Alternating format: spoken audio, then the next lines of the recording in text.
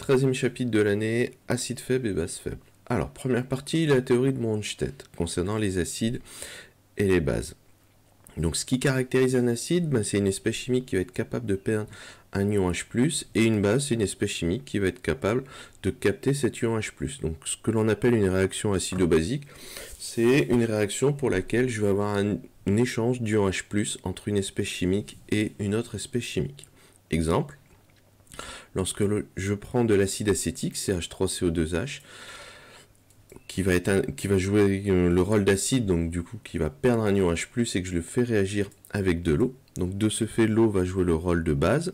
À ce moment-là, CH3CO2H va perdre son ion H+, et donc il va se transformer en CH3CO2-, et l'ion H+ perdu va être capté par la molécule d'eau, H2O, et de ce fait, elle va se transformer en H3O+. Donc voilà l'exemple de réaction avec lesquelles on va travailler ici. Notation pour la suite du chapitre. Généralement, un acide, on va le noter AH. Et donc le H, justement, c'est le H+ qui va partir. Et une base, elle sera notée A-. Deuxième paragraphe ici, les couples acido-basiques. Alors, ce qu'on appelle un couple acido-basique, c'est tout simplement deux espèces chimiques qui se différencient l'une de l'autre d'un ion H+. À ce moment-là, on appelle ça des acides et des bases conjugués. Et au niveau des notations, l'acide sera toujours noté en premier dans le couple. C'est-à-dire, on va noter l'acide, / on note la base conjuguée. Et pour chaque couple, on lui associe ce qu'on appelle une demi-équation. Et cette demi-équation, elle s'écrit sous la forme l'acide égale A-, donc la base conjuguée, plus H+. Et donc ça traduit le passage de la forme acide à la forme basique. Si on reprend l'équation du premier paragraphe, donc l'acide éthanoïque qui réagit avec l'eau, à ce moment-là, si je veux les deux couples acido-basiques qui sont mis en jeu dans cette équation, on a ici l'acide, CH3CO2H, qui au cours de la transformation va se transformer en CH3CO2-. Donc ici j'ai l'acide, et ici j'ai la base conjuguée. Donc le couple va s'écrire CH3CO2H / CH3CO2-. Donc ça c'est pour le premier couple. Et donc la demi-équation qui lui est associée, la voici. CH3CO2H égale CH3CO2- plus H+. Et pour le deuxième couple, H2O était une base, jouait le rôle de base. Donc dans mon couple, je vais l'écrire en deuxième position. Et son acide conjugué, mais je vais regarder de l'autre côté, au niveau des produits, ce sera H3O+.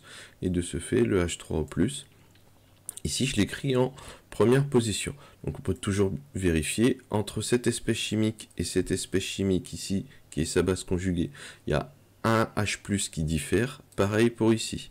Entre H3O+ et H2O, j'ai un H+ qui diffère, donc on a bel et bien à chaque fois des espèces acide-base conjuguées. Troisième paragraphe de cette partie, la notion d'acide faible, base faible, acide fort, base forte. Alors, ce qu'on appelle un acide faible, donc l'acide, on le note toujours AH, c'est un acide pour lequel sa réaction avec l'eau sera limitée. Ça veut dire quoi limité? Première définition, c'est tout simplement que si je veux calculer le rendement de la réaction, ce rendement sera forcément plus petit que 1 ou plus petit que 100%. Dit autrement, l'eau étant le solvant, et donc il sera toujours en très grande quantité. Donc si j'ai une certaine quantité d'acide au départ, lorsque je vais faire ma réaction, qui sera forcément plus petite que celle de l'eau, étant donné que l'eau est le solvant, et à la fin, il me restera toujours une quantité d'acide. Même si j'attends suffisamment longtemps, il me restera toujours de l'acide, et donc l'acide ne sera pas entièrement consommé. À ce moment-là, on dit que la réaction elle est limitée, et si la réaction elle est limitée pour un acide, on dit que l'acide est faible. Alors on va donner l'explication de ce phénomène.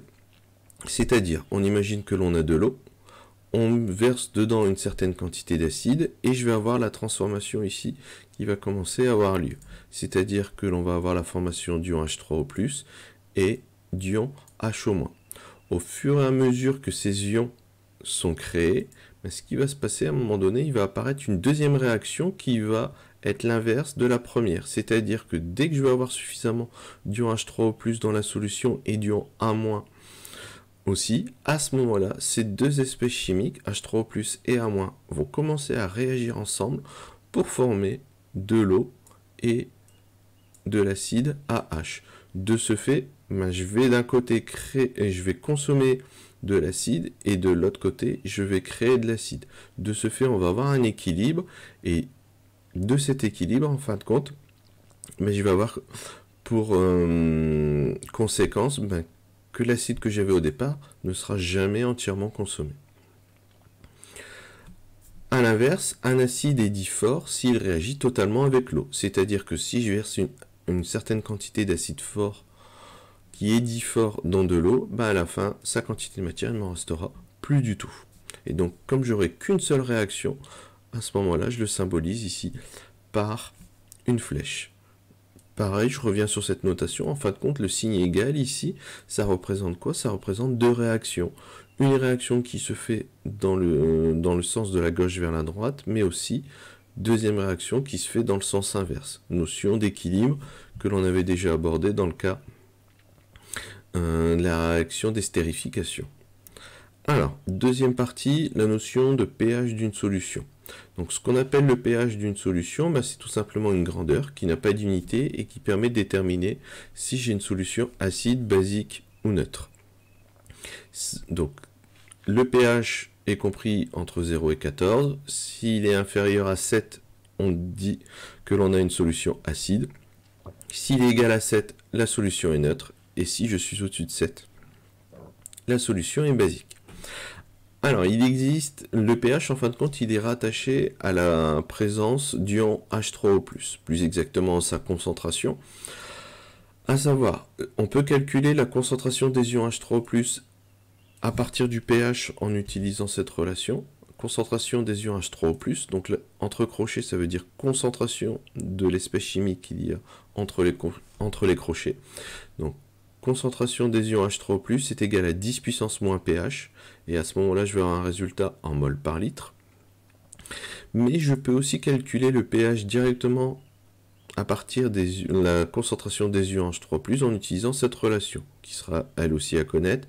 pH est égal à moins log de la concentration des ions H3O+. Donc log, c'est une fonction mathématique, c'est la fonction logarithme, et elle se trouve directement sur la calculatrice. Quelques remarques. Ici, si le pH augmente, donc si le pH se rapproche de 7 notamment, ça signifie que la concentration des ions pour une solution acide, des ions H3+, va diminuer.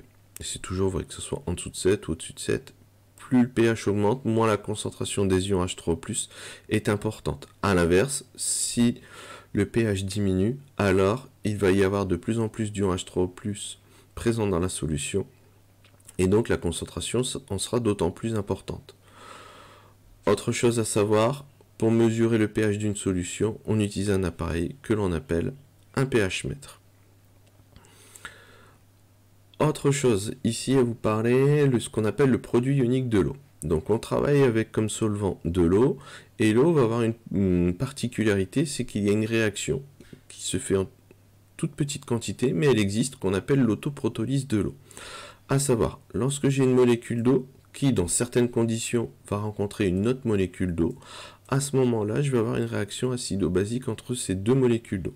C'est-à-dire que la première molécule d'eau va perdre un ion H+, et à ce moment-là, elle va se transformer en ion H-, et l'ion H+ perdu va être capté par l'autre molécule d'eau pour se transformer en ion H3O+. Alors au niveau des noms, l'ion H3O+, c'est ce qu'on appelle l'ion oxonium, et l'ion H-, c'est ce qu'on appelle l'ion hydroxyde. Et cette réaction, en fin de compte, elle permet d'expliquer la présence permanente, mais en très faible quantité, d'ions H3O+ et H- dans toutes les solutions, et notamment même dans ce qu'on appelle l'eau distillée.